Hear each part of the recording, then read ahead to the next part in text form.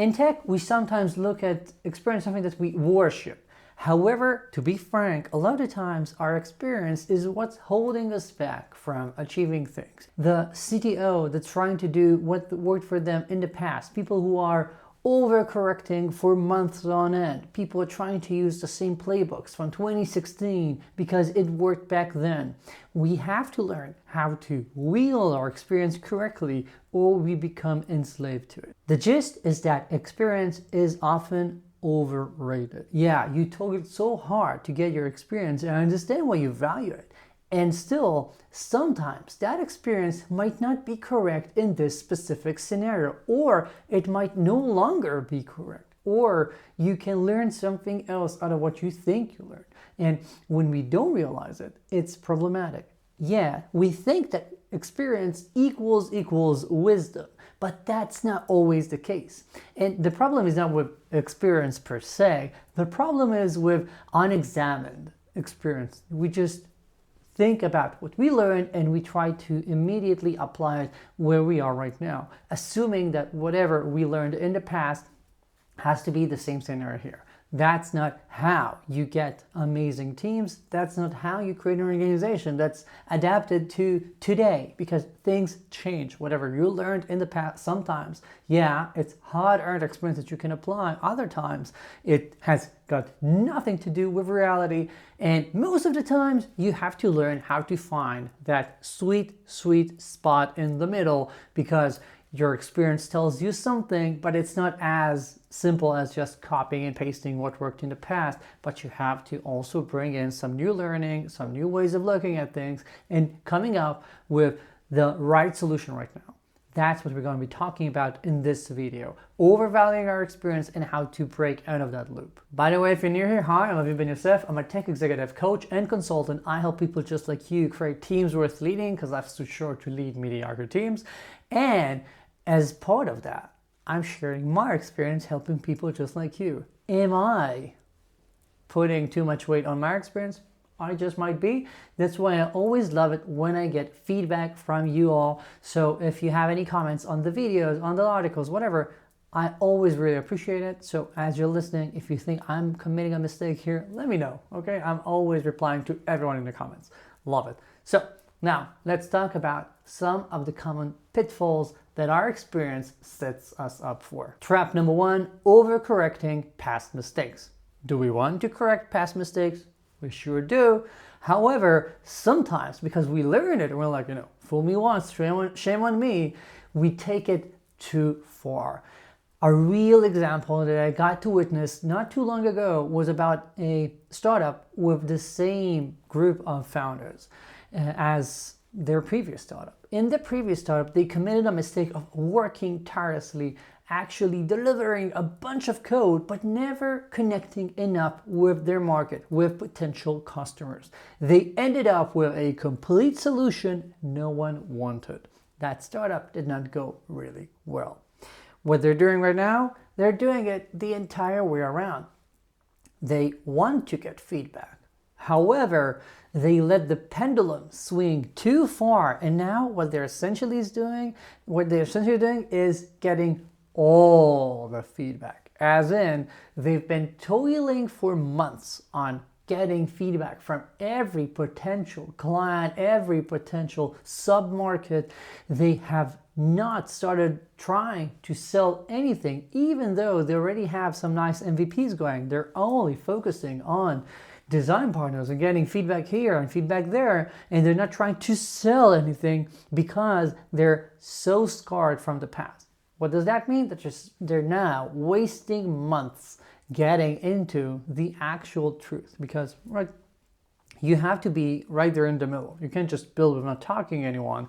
You can't always be talking to people. You have to build, see what they actually like, improve it, see if they actually buy it, etc. Right? If you don't close that loop, you're just committing the same type of mistake, just differently. You're letting your experience lead you astray. So mistake number one, yes, I'm sure you've learned from your mistakes. I know you want to not repeat them, but don't assume that you always have to be doing, the entire negative picture of whatever you used to do. It doesn't always have to be the complete 180. You can just course correct. You can be aware of things and just keep them in mind. So if you notice you're going somewhere, you're going to avoid doing it. But don't just do the exact opposite of what you did in the past. That's dogmatic. That's going without thinking and just assuming that whatever ended up being bad there, that must be bad now. That's not always the case. Remember that your lessons learned cannot turn into doctrine. They have to be practical. It has to be things that you keep reviewing and deciding what you can apply to your specific scenario.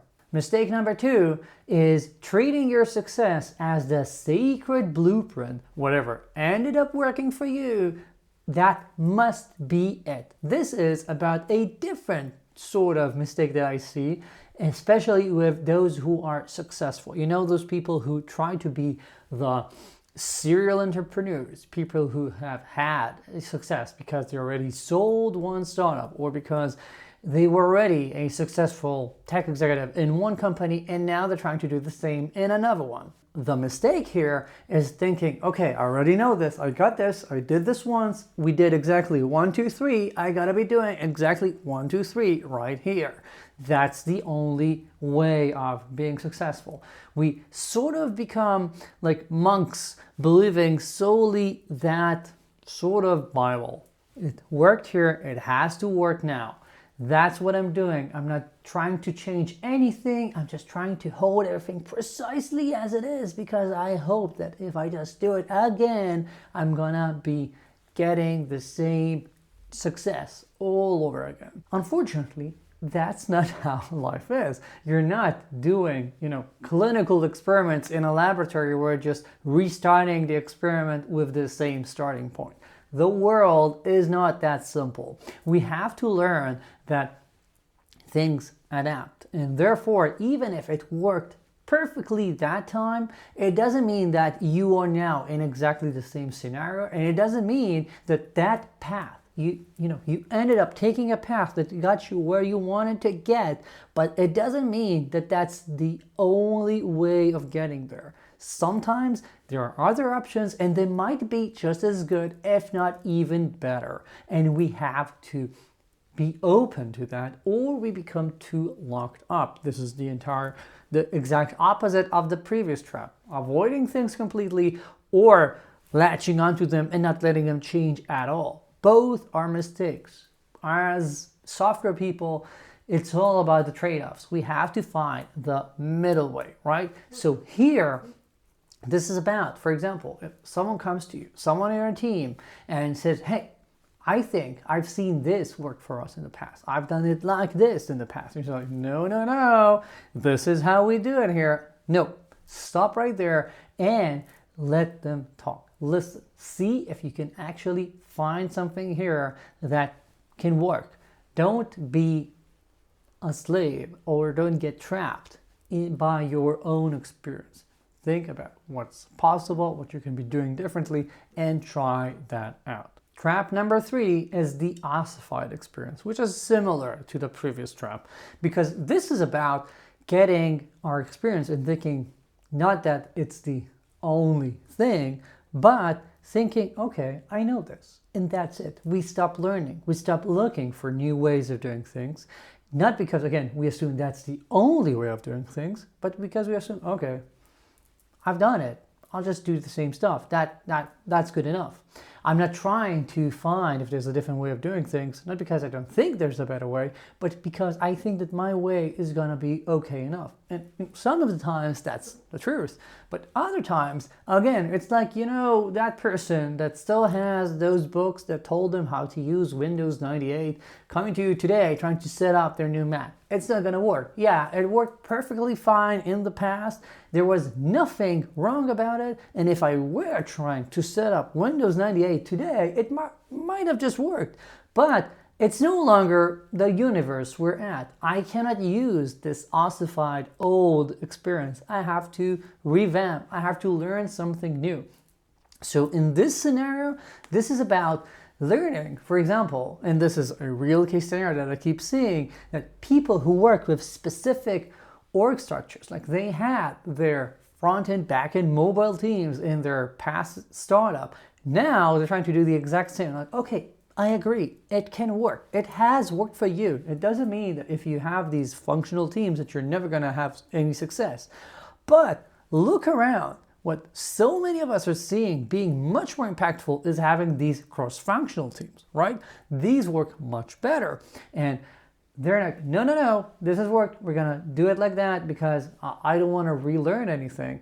What we are doing is we're not benefiting from the progress of the world around us. Similarly, another thing I'm seeing is those engineers who are now leaders who have become so cynical. They're like, yeah, I saw blockchain supposedly going to change the world. It didn't. I saw NFTs being the new way of doing things. It didn't end up doing anything.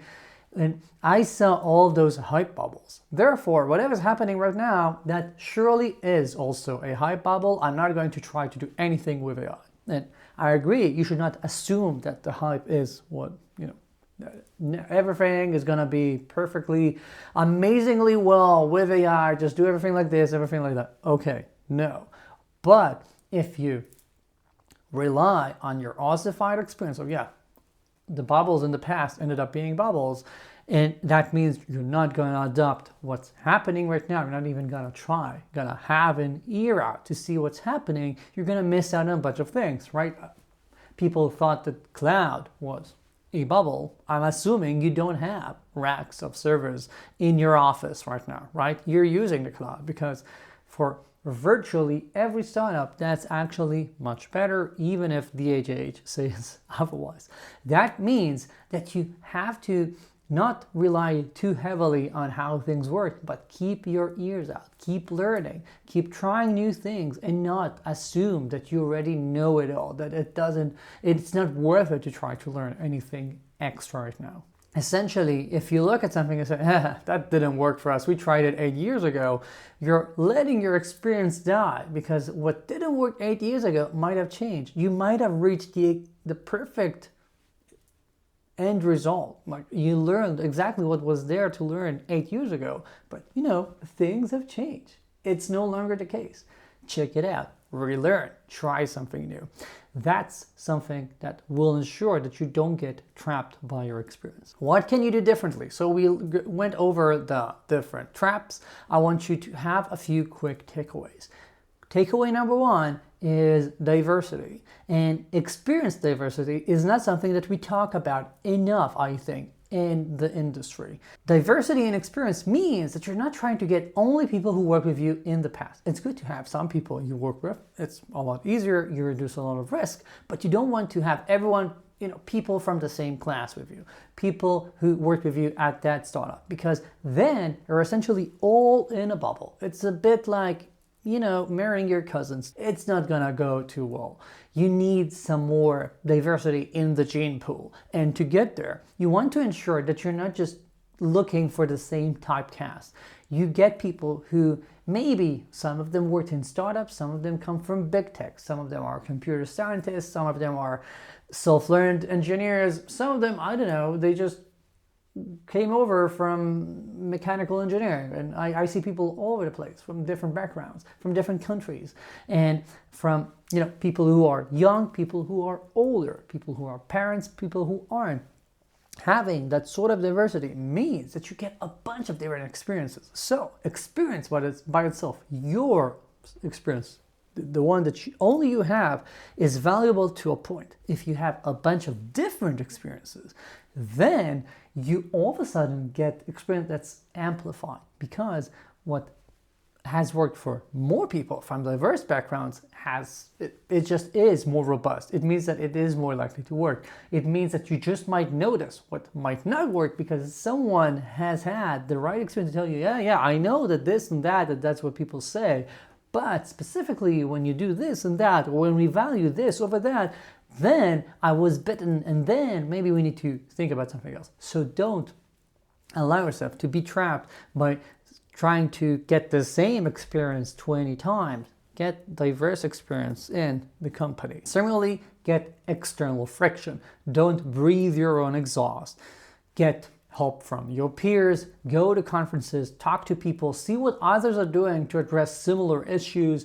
Always learn, always keep your ear open. Have coaches, have consultants helping you when it comes to things that you haven't tackled in a while, where it's a specifically meaty problem that can be worth a lot of time, or when it comes to personal growth of the key people in the organization and you want to ensure that you're growing fast and not relying too much on your experience just because that's specifically how you ended up going through it. Like right now, all of us have an experience of living through a pandemic.